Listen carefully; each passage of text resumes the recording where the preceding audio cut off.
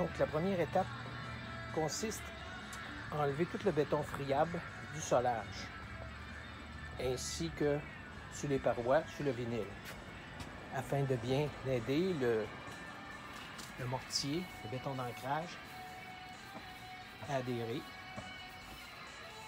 Puis faire un grand nettoyage, c'est-à-dire une profondeur d'environ 4 pouces sous le niveau du terrain, afin de pouvoir adhérer plus facilement et renforcer.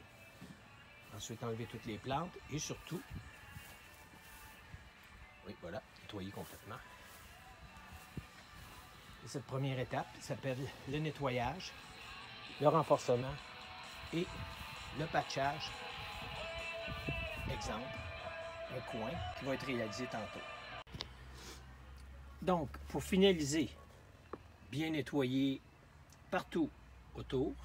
Les fenêtres vont être plus tard remplies avec du plastique pour boucher et empêcher la peinture d'y adhérer, le latex. Ensuite, il y aurait l'étape d'enlever toutes les gouttières nuisibles. Tenter d'éviter les obstacles et gratter le plus loin possible. Encore une fois, un bon nettoyage s'impose. Puis, à la fin de la journée, tous les débris seront ramassés et disposés de façon écologique. Voilà, c'est parti. La première couche, en fait, est une couche de réparation. On utilise un ciment de forte densité, modifié au polymère, afin de, on va dire, patcher les trous, grossièrement. Donc,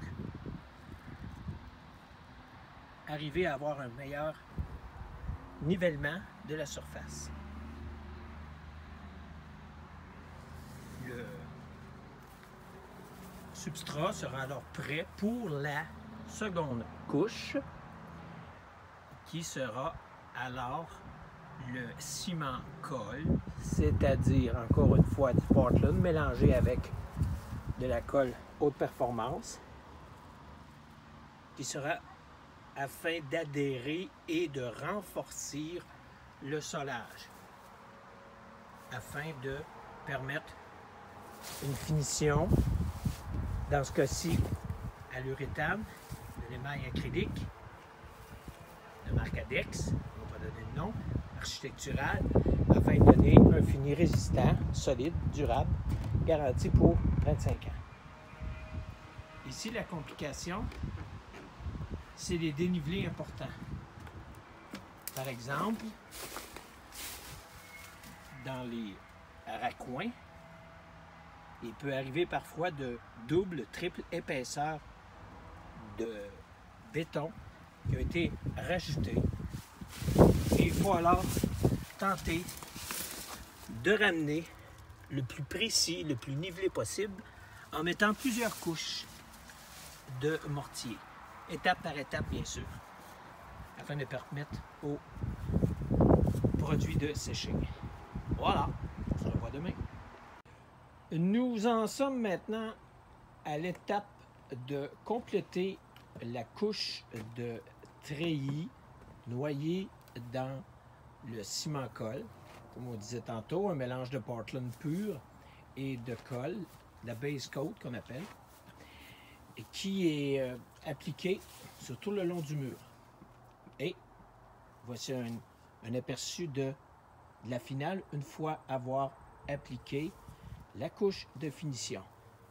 Donc, tantôt, on va voir la couche de finition sur ce mur pour comparer. On peut voir ici la défectuosité de venir poser dans certains endroits aussi. Pas facile. Et le résultat final. Il reste à attendre que ça sèche, au moins une journée. Et la couleur va ressembler étrangement au vinyle.